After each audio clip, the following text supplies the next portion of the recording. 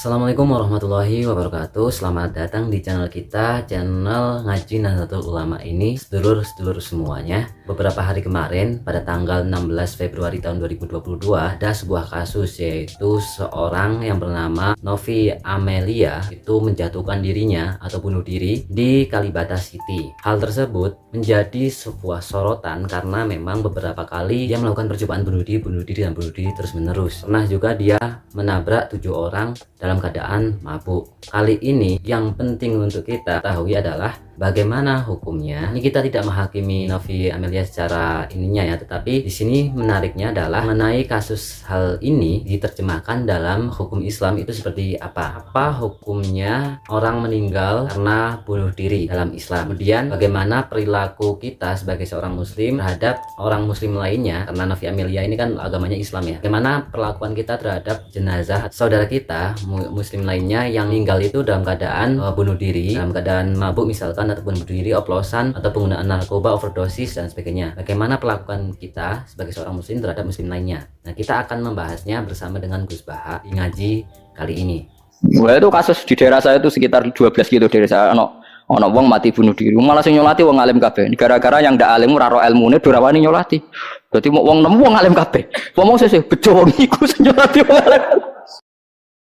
Mulane dadi ijma ulama ahli sunnah nek ana wong kendhat mati. Sing zaman Nabi ning hadis sahih Nabi ra kersa nyolati. Tapi Nabi sempat ngendikan shollu ala sahibikum. Tak dulur iki sholati. Mulane dari ngendikan Imam Nawawi, nek ana wong mati kendhat utawa mati ngombe oplosan, samane cara saiki mati ngombe napa? Oplosan. Iku kiai induke aja nyolati nek iso. Ben dadi terapi wong iku menjauhi mati kendhat, mati oplosan. Tapi wajib ngongkon wong liya utawa santri kok nyolati. Kuiling-ilingan piye wae wa inzana wa insaraka nak min ahli syahadah kudu di salat. Ana riyen bagi pere bamur masyhur nek wong nakal mati bagi pere mentolo. Itu sing nyolati nek aku ora pantes. Tapi bagi pere nek ngono moka. Ya perkarane tengah-tengah nak nganti ke iduke nyolati kok. Alah ditege-tege kok nyolati. Tapi nek ora nyolati kabeh dadi syariat sing elek wong Islam mati kok ora disolati. Bagian kula nate 7 kilo dari daerah saya itu ada ustaz, mbok perhitungan itu mati ini ora karu-karuan. Walhasil ana wong rada saleh tenan nek tapi mati ini kok kendhat ora ros bae. Wong tak disa ora wani nyolati. Bar wong alim-alim punya nyolati mok siji lho perkarane. Wong kedhat kok wong alim-alim malah nyolati. Padahal wong alim ada kepentingan giling-gilingan nak mati Islam iku kudu di salat. Akhire dia wong telu. Yo ora jadi protes wong mati kedhat aja salat. Padahal kene wedi pangeran perkarane aja sampai wong mukmin mati ora napa disolati. Lah soal kaji Nabi riyen teng hadis Muslim nang hadis Sahih nyolati mergo giling-gilingan sebagai terapi. Tapi Nabi sempat ngendikan shollu ala sahibikum napa shollu. Kenapa Nabi se ekstrim itu? Tapi ketika Nabi mau kondur itu ngendikan gini, ini PR ya bagi UMM ini PR ya. Nabi sebelum kondur bilang gini, shollu ala sahibikum. Jong saya ndak nyolati ini tapi tolong ini disolati. Terus kata Imam Nawawi, dianalogikan atau dikiaskan siapapun pelaku dosa besar atau mati dalam keadaan tidak benar, misalnya pas dugem mati, pas oplosan mati, itu sebaiknya tokoh-tokoh itu enggak nyolati karena nanti dianggap penghormatan. Misalnya ketua PP Muhammadiyah rektor nyolati wong mati oplosan kan keren. Mati oplosan disolati rektor. Ya sudah, tapi kalau nggak disolati nanti ada tradisi yang keliru, yaitu janazatul muslim tidak ngalami disolati. Padahal siapapun yang muslim janazahnya harus disolati. Makanya setengah-tengah ya rasa rektor lah, satpam pokoknya kudu tetap ada yang sholat gitu. Itu kata Imam Nawawi. Jadi ketika ada orang mati nggak benar, itu sebaiknya tokoh-tokohnya nggak ikut nyolati, tapi awamun nas orang kebanyakan ikut sholat.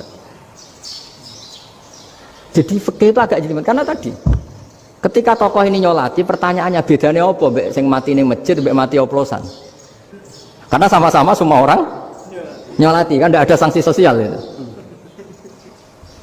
Tapi ketika nggak disolatkan sama sekali, wah lebih parah lagi. Ini ada janazatul muslim tidak disolati. Sehingga kata Imam Nawawi, ini hebatnya Nabi tengah-tengah. Jadi Nabi kundur, dong saya ada nyolati tapi shollu ala sahibikum. Ya tapi ini kamu harus nyolati. Kata Imam Nawawi, orang yang mati bunuh diri, orang yang mati oplosan, orang mati secara nggak benar itu asal dia muslim tetap wajib disolati karena sholat ini hakul muslim. Kan seorang muslim diantara haknya apa? Ketika mati dikafani, dimandikan, disolati. Tapi ini masalahnya matinya pas murtakibul kabiroh, pas melakukan dosa besar. Dan itu sebab kematiannya. Kalau dia oplosan, kan sebab matinya karena oplosan. Ya kan terus ribet. Mau disolati oleh, apalagi misalnya kita ketua ulama, udah terkenal wali, wah keren, mati oplosan disolati wali, kan ribet kan. Nanti yang repot malaikatnya. Itu ya, ini yang nggak kata bahaya. Saya pernah baca kitab itu yang repot malaikatnya.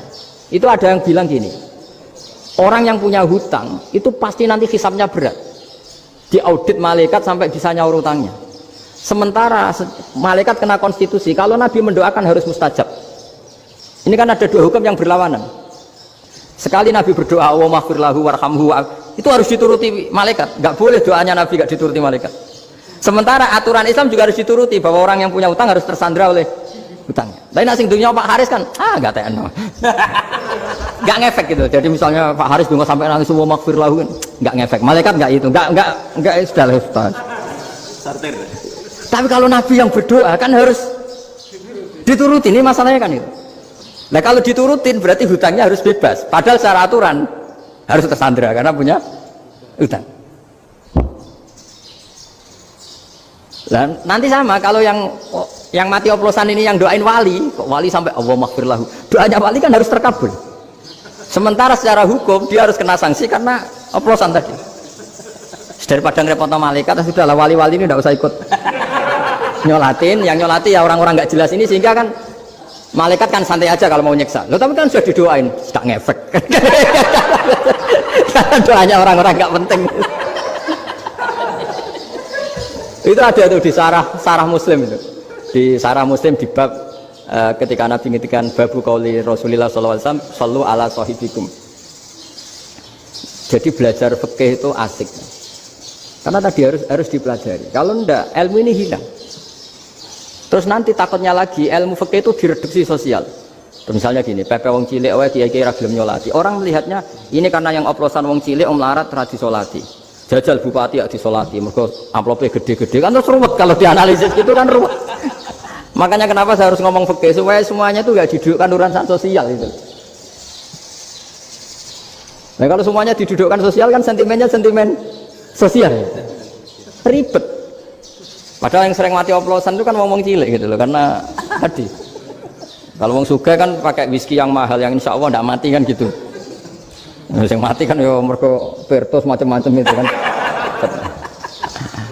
Artinya ini kalau nggak diterangkan secara fikih, kiai-kiai yang nggak datang dikira masalah sosial kan.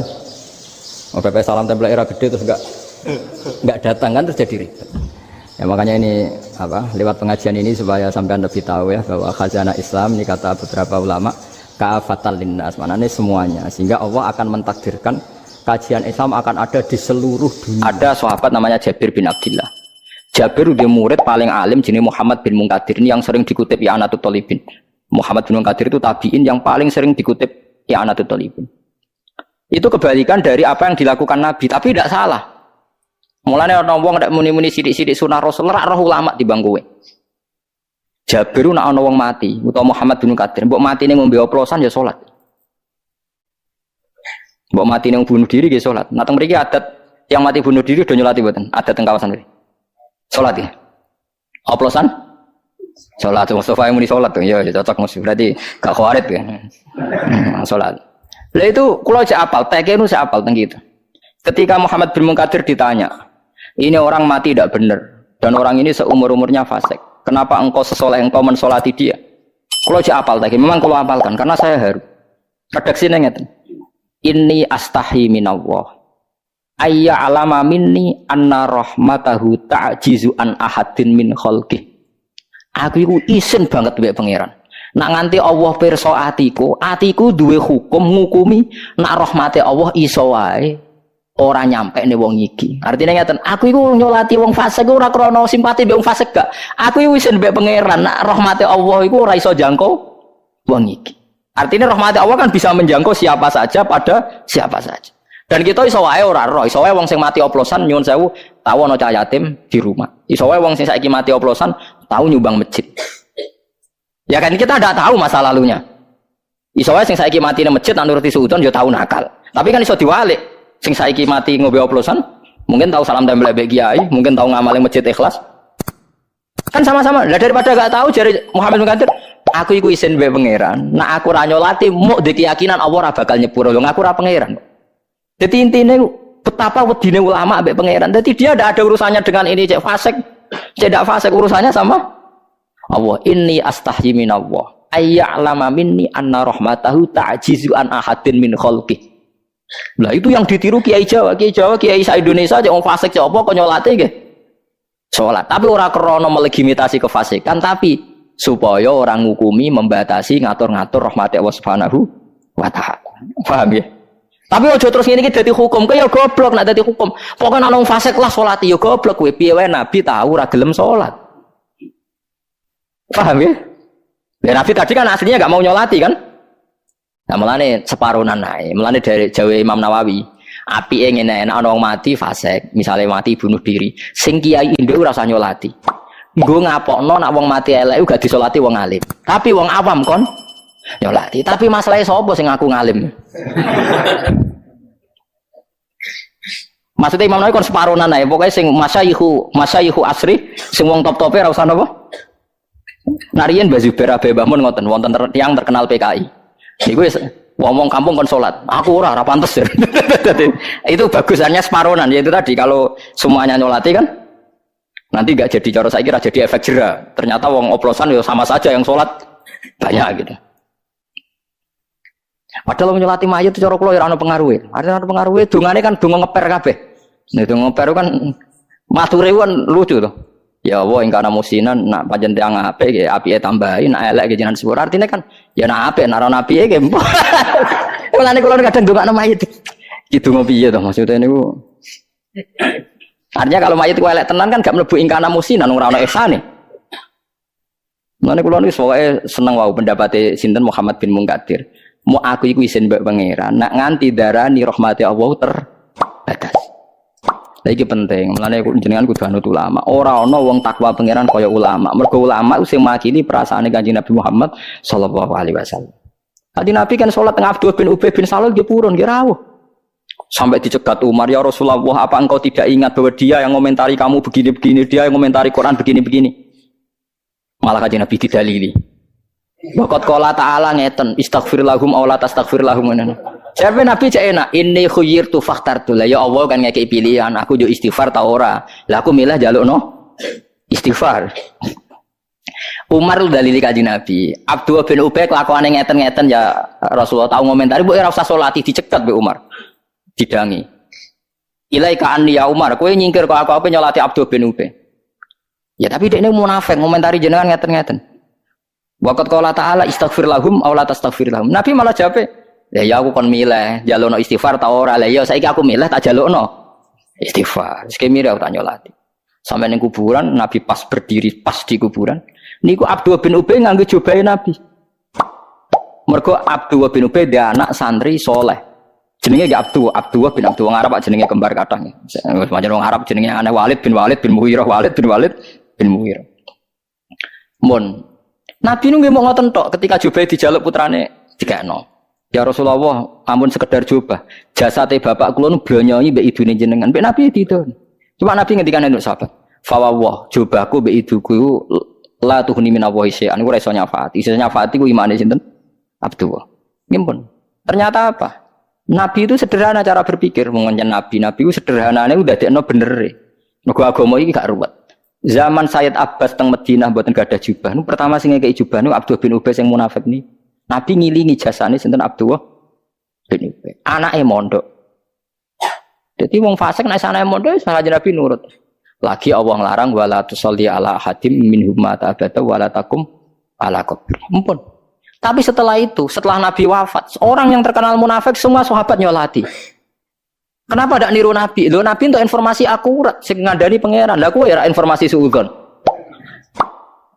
Lah saiki wong sithik-sithik anut sunah Nabi, alasane Nabi mau nyolati wong munafik. Lho Nabi ku ngukumi wong munafik mesti cespleng, mesti bener. Wong informasine kok Allah. Lah kuwi ada ngukumi wong munafik entuk informasi kok ndi? Berdasar suudzon dan sebagainya kan? Paham ya? Lha ngono kok ora roh. Lha kowe saiki nak ngukumi wong fasik berdasar suudzon dan informasi langit. Mboten jujur mawon. Berdasar suudzon dan informasi langit. Suudzon kan yang sudah laten. Ya mulane nek ana fasik mati sampean nyolati ae. Cuma aja kabeh. Jadi ya si mau cari Imam Nawawi sing alim ora usah. Lah akhirnya wong malah nyolati sing darane ngalim ya sapa. Wah itu kasus di daerah saya itu sekitar 12 kilo dari saya ono wong mati bunuh diri. Malah sing nyolati wong alim kabeh. Gara-gara yang ndak alim ora ro ilmune ora wani nyolati. Dadi wong nemu wong alim kabeh. Wong sesuk bejo wong iku sing nyolati wong alim. Ya itu tadi kalau baleni gitu. Terus riyen Nabi sempat ngendikan sallu ala sahibikum. Jadi Nabi itu kalau gak berkenan orang lain tetap disuruh napa?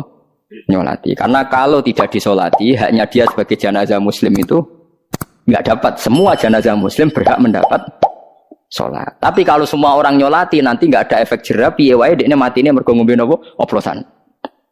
Misalnya setengah-tengah, ya ono sing nyolati. Ono sing tapi jari Imam Nawawi sebaiknya yang tokoh-tokoh ulama itu ndak usah. Kayak Nabi nggak ikut napa? Nyolati, mau nyuruh napa? Nyuruh napa? Sahabat. Pun gitu terus jelas masalah-masalah bin sampean ngerti.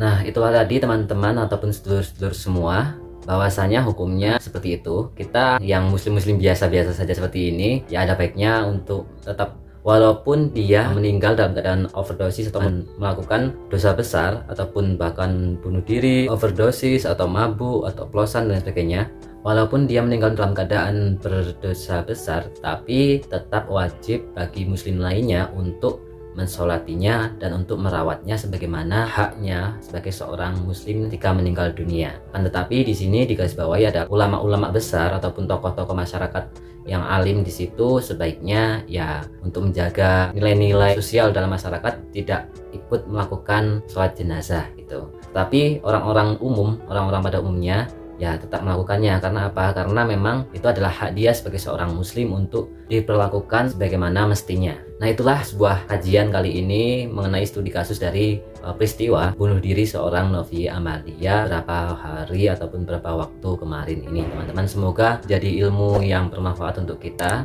dan semoga menjadi amal jariah bagi Gus Baha. Barakallah. Assalamualaikum warahmatullahi wabarakatuh.